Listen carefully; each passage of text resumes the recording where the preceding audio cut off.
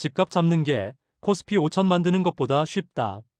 이 한 문장이 주말 내내 대한민국을 흔들었습니다.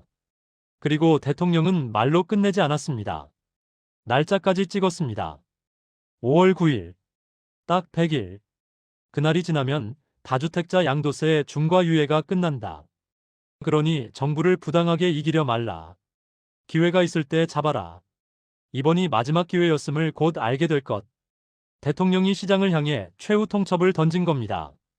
그런데 여기서 질문 하나. 정말 지금 겁을 먹고 던져야 하는 걸까요? 아니면 이번에도 시장이 정부를 버티며 존버가 이기는 걸까요? 오늘은 감정 싹 빼고 숫자로만 보겠습니다. 왜냐하면 지금 부동산은 말싸움이 아니라 구조싸움이기 때문입니다. 정부는 세금이라는 칼을 꺼냈고 시장은 공급 부족이라는 방패를 들었습니다. 이 영상의 결론은 단순합니다. 누가 더 오래 버티느냐가 아니라 누가 더 큰 비용을 먼저 내느냐입니다. 먼저 대통령 발언의 맥락부터 정리하겠습니다. 대통령은 SNS에서 계곡 정비를 언급했습니다. 불법 시설을 정비했던 그 방식처럼 집값 안정도 의지만 있으면 가능하다는 논리였습니다. 거기에 코스피 5천도 들었습니다. 실제로 코스피가 5천선을 돌파한 직후 구글 트렌드에서 코스피 유튜브 검색 관심도가 최근 1년 최고치로 치솟았다는 보도도 나왔습니다. 말 그대로 온 국민이 숫자 하나에 반응했던 시기였죠. 대통령은 그 상징적 성과들을 근거로 집값 안정은 더 쉽고 더 중요하다고 선언한 겁니다. 하지만 부동산은 주식과 다릅니다. 주식은 클릭 한 번으로 사고 팔 수 있습니다. 집은 세금과 대출과 실거주와 전세와 이사라는 시간 비용이 붙습니다. 그래서 대통령이 어떤 의지를 말하든 시장은 이렇게 되묻습니다. 그 의지를 현실로 바꾸는 비용은 누가 먼저 내나요? 이제 5월 9일. 이 날짜가 왜 무섭냐? 유예가 끝나면 조정 대상 지역 다주택자 양도세 중과가 다시 적용됩니다. 2주택은 기본세율에 20%포인트가 더해지고 3주택 이상은 30%포인트가 더해집니다. 여기에 지방소득세까지 더하면 일부 구간에서 실효세율이 최고 82.5%까지 거론됩니다. 한마디로 팔아도 남는 게 줄어드는 구조가 됩니다. 대통령의 메시지는 이거죠. 버티면 이긴다고 믿지 마라. 100일 안에 선택해라. 그런데 여기서 두 번째 질문. 정말 선택이 가능한 시장인가? 지금 시장을 뒤에서 떠받치는 숫자 하나가 있습니다. 공급입니다. 올해 서울 아파트 입주 예정 물량이 약 1만 6천 가구 수준으로 전망됩니다. 전년 대비 48% 급감입니다. 평년 4만 가구와 비교하면 반토막도 아닙니다. 절벽에 가깝습니다. 입주 물량은 당장 시장에 풀리는 새 집의 양입니다. 분양이 늘어도 준공이 줄면 실제 공급은 줄어듭니다. 그리고 이 숫자는 당장 크게 뒤집히기 어렵습니다. 공사가 갑자기 빨라질 수 없기 때문입니다. 공급이 줄면 어떤 일이 벌어지냐? 첫째, 매매 시장보다 전월세가 먼저 흔들립니다. 둘째, 전월세가 오르면 매매 가격은 생각보다 쉽게 꺾이지 않습니다. 셋째, 거래는 줄어도 가격이 버티는 이상한 구간이 생깁니다. 실제로 민간 연구기관 전망에선 2026년 서울 전세 가격이 4.7% 오를 수 있다는 관측도 나왔습니다. 전세가가 오르면 무주택자는 월세로 밀리고 실수요자는 더 불안해지고 그 불안이 다시 매매의 하방을 받칩니다. 이게 전세가가 집값을 떠받치는 구조입니다. 그래서 지금 시장은 대통령의 최후 통첩을 이렇게 받아칠 수 있습니다. 팔라고요? 팔고 싶어도 갈 데가 없습니다. 팔아도 전세가가 오르면 다시 들어가야 하는데 그 비용은 누가 냅니까? 여기에 3기 신도시 이야기가 등장합니다. 정부는 공급을 말합니다. 신도시를 말합니다. 그런데 2026년에 당장 체감할 수 있는 물량은 얼마나 될까요? 보도에 따르면 3기 신도시 중 인천 계양이 첫 입주를 시작하지만 본 청약 기준 공급 규모가 약 1106세대 수준으로 언급됩니다. 상징성은 크지만 서울 전세난과 매매 불안을 단숨에 꺾을 정도의 물량은 아닙니다. 즉, 2026년은 공급 측면에서 버티는 해가 될 가능성이 큽니다. 이쯤 되면 화면에 저울 하나를 올려놓고 싶습니다. 한쪽에는 세금이 있습니다. 다른 한쪽에는 공급 부족이 있습니다. 정부의 무기는 세금입니다. 그리고 데드라인입니다. 시장 특히 다주택자의 무기는 공급 부족입니다. 그리고 버티기입니다. 그런데 이 싸움에서 가장 위험한 건 다주택자가 아닐 수도 있습니다. 무주택자와 1주택 실수요자입니다. 왜냐하면 세금 칼날은 다주택자를 향하지만 공급 절벽의 충격은 임차 시장부터 때리기 때문입니다. 전세가가 오르고 월세 전환이 가속화되면 체감 고통은 실수요자에게 먼저 옵니다. 정부가 다주택자의 채찍을 들수록 시장은 매물 잠김으로 반응할 수 있고 그 결과는 거래 경색과 임차 불안으로 돌아갈 수 있습니다. 그리고 여기서 세 번째 질문. 대통령은 추가 연장은 없다는 메시지를 강하게 던졌습니다. 그런데 청와대 내부에서 종료 시점을 한두 달 조정하는 방안을 검토한다는 보도도 나옵니다. 만약 시장이 이 신호를 협상 여지로 해석하면 어떻게 될까요? 역시 또 연장하겠지. 이 기대가 퍼지는 순간 100일 카운트다운은 약해집니다. 반대로 검토가 아니라 확정으로 5월 9일 종료가 굳어지는 순간 시장은 갑자기 다른 얼굴을 보여줄 수 있습니다. 바로 금매입니다. 정책의 승패는 의지의 크기가 아니라 신호의 일관성에서 결정됩니다. 그럼 시청자 입장에서 지금 무엇을 봐야 하느냐? 첫째, 2월부터 4월까지 서울이 실거래량이 살아나는지 아니면 얼어붙는지. 거래량이 얼어붙는데 가격만 버티면 그건 공급이 방패를 치고 있다는 뜻입니다. 둘째, 전세 가격의 방향입니다. 전세가가 계속 밀어올리면 매매의 하락은 제한됩니다. 셋째, 어떤 매물이 나오는지입니다. 좋은 입지의 갈아타기 물량인지 급하게 처분하는 외곽 물량인지에 따라 시장의 심리는 완전히 달라집니다. 넷째, 정부가 세금만이 아니라 보유 부담 쪽으로 메시지를 확장하는지입니다. 시장이 양도로 버티면 정부는 보유로 누를 수 있습니다. 이 시그널이 잡히면 버티기의 비용이 바뀝니다. 이제 여기서 가장 중요한 결론을 말하겠습니다. 대통령의 최후 통첩은 팔아라가 아닙니다. 정확히는 비용을 계산해라입니다.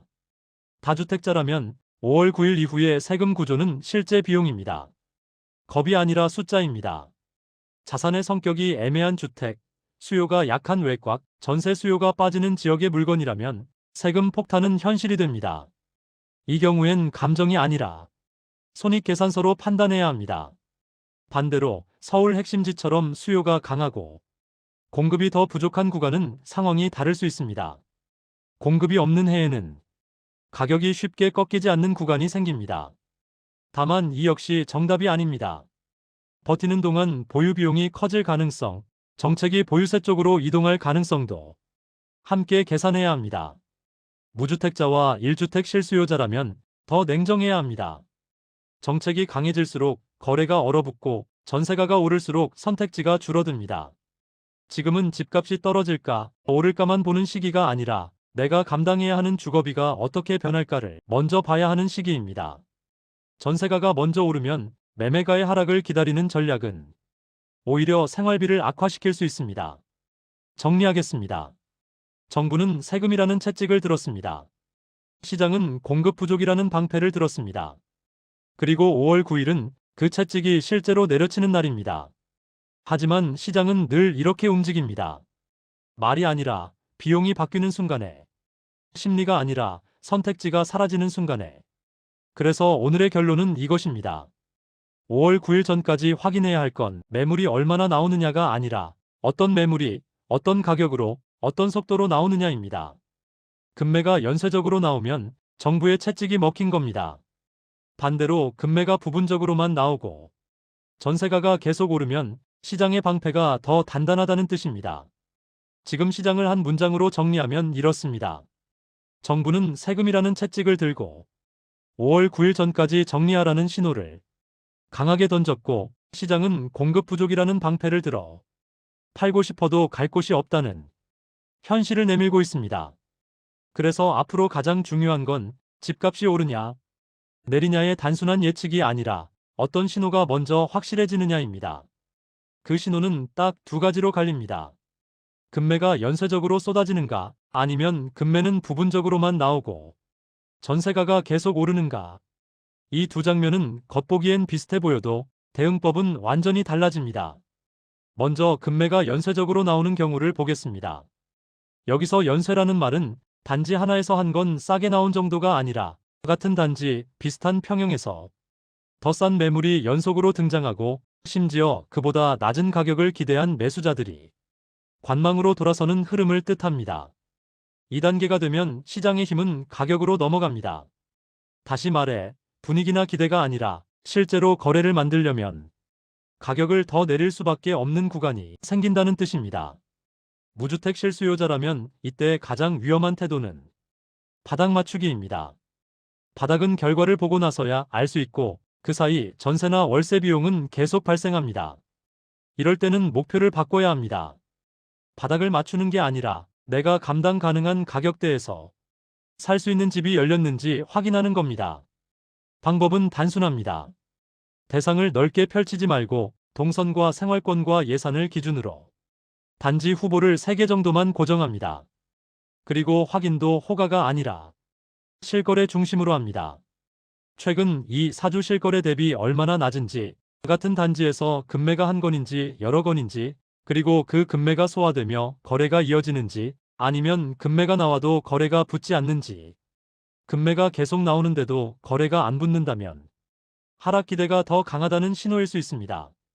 이때는 결정을 서두르기보다 한 번에 올인하지 말고 시간으로 리스크를 나눠야 합니다. 조건 좋은 급매 한 건을 선점 시도하되 2, 3주 뒤에도 급매가 이어지면 재협상하거나 대체 매물로 이동할 수 있도록 유연성을 남기는 겁니다. 반대로 대출을 최대치로 당겨 상급지 점프를 시도하면 시장이 더 밀릴 때 심리적으로 버티기 어려워집니다. 1주택 갈아타기라면 급매 연쇄 국면에서 핵심은 순서입니다. 보통 이런 장에서는 내 집이 먼저 빠질 가능성이 커지고 갈아탈 집은 생각보다 늦게 움직이거나 급매로 한번 크게 꺾였다가 다시 튀기도 합니다. 그래서 매수부터 걸어두고 내 집을 나중에 팔겠다는 방식은 위험해집니다. 최소한 내 집이 실제로 팔릴 수 있다는 확실한 신호를 먼저 확보해야 합니다. 구체적으로는 매수 의향이 확정된 상태, 계약 직전 수준의 상황, 혹은 확실한 가격대의 문의가 반복되는지 같은 실전 신호가 필요합니다. 내 집 매도가 정리되지 않은 상태에서 상급지를 성급하게 매수하면 내 집은 급매로 던지고 상급지는 정상가에 잡는 최악의 조합이 나올 수 있습니다. 갈아타기는 기분이 아니라 현금 흐름으로 하는 겁니다. 다주택자라면 급매 연쇄는 시간과의 싸움이 됩니다. 애매한 가격으로 오래 끌수록 경쟁 급매가 늘어나며 내 매물의 매력은 빠르게 떨어집니다. 이때는 얼마에 팔면 좋을까 보다 언제까지 확정할까를 먼저 정해야 합니다. 정리 우선순위도 분명히 해야 합니다. 수요가 약한 지역, 전세 리스크가 큰 물건, 유지비와 이자, 부담이 큰 물건부터 정리 대상으로 올립니다. 그리고 지금 팔 때의 손실과 유예 종료 이후의 세금 부담, 이자, 공실 위험을 숫자로 비교합니다. 연쇄 급매 국면에서는 가격 경쟁이 생기기 때문에 시간을 아끼려면 시장 최저가 수준으로 한 번에 결단하는 편이 오히려 손실을 줄일 때가 있습니다. 이건 감정이 아니라 구조입니다. 팔릴 가격을 맞추는 쪽으로 시장이 힘을 가지는 순간 미루는 비용이 커집니다. 이제 두 번째 장면입니다. 급매는 부분적으로만 나오고 전세가가 계속 오르는 경우 이건 시장의 방패가 단단한 상황입니다. 매매가가 쉽게 꺾이지 않는데 임대료가 받쳐주니 보유자들은 굳이 헐값에 던질 이유가 줄어듭니다. 다만 이때 시장의 힘은 가격보다 현금 흐름으로 넘어갑니다. 즉, 전세와 월세 같은 주거비가 사람들의 선택을 강제로 바꿉니다. 무주택 실수요자라면 이 국면에서 가장 중요한 건 주거비 방어입니다. 전세가가 계속 오르면 매매가가 내려가길 기다리는 동안 오히려 생활비 부담이 커질 수 있습니다. 그래서 선택지를 하나로 고정하면 위험해집니다. 전세갱신, 반전세나 월세로의 조정, 그리고 무리 없는 범위의 매매, 이 세 가지를 동시에 준비해야 협상력이 생깁니다.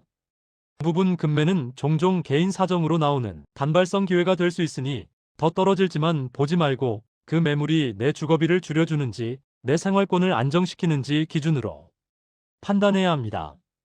1주택 갈아타기라면 전세가 상승이 가장 큰 변수입니다. 왜냐하면 내 집을 팔고 잠시 전세나 월세로 대기하려 할 때 그 비용이 급격히 늘어나기 때문입니다. 그래서 일단 팔고 기다리자가 생각보다 어려워집니다. 이때는 급매가 아니라 조건으로 갈아타기를 해야 합니다. 장기 수요가 분명한 입지, 동선, 생활권 같은 구조적 조건이 좋은 곳을 기준으로 삼고 내 집을 급하게 던지지 않으면서도 매수 타이밍을 나눠 리스크를 줄여야 합니다. 시장이 무너지는 장이 아니라면 성급한 결단이 오히려 손해가 됩니다. 다주택자라면 전세 상승은 버티기에 유리해 보일 수 있지만 과시는 금물입니다. 전세가가 오르면 단기 현금 흐름은 좋아지지만 정책 리스크와 공실 리스크는 사라지지 않습니다. 그래서 버틸 물건과 정리할 물건을 먼저 나눠야 합니다. 전세 수요가 탄탄하고 관리가 쉬운 물건은 방어용으로 남기되 수요가 약하고 불확실성이 큰 물건은 기한을 정해 정리합니다. 언젠가 팔지가 아니라 몇 월까지 안 팔리면 가격을 얼마 조정한다. 같은 룰을 미리 정해두는 게 핵심입니다. 부분 급매장에서는 시장이 조용해 보이기 때문에 결단을 미루기 쉬운데 그 미루는 시간 속에서 정책 신호가 더 강해질 수 있습니다. 결국 정답은 하나가 아닙니다. 다만 판단 기준은 명확합니다. 급매가 연쇄적으로 나오면 시장의 힘이 가격으로 이동한 것이고 이때는 시간을 아끼는 전략이 필요합니다. 반대로 급매가 부분적이고 전세가가 오르면 시장의 힘이 현금 흐름으로 이동한 것이고 이때는 주거비와 보유비용을 먼저 방어해야 합니다. 앞으로 5월 9일까지 남은 기간 동안 우리가 확인해야 할 건 단순히 매물이 얼마나 늘어나는지가 아닙니다.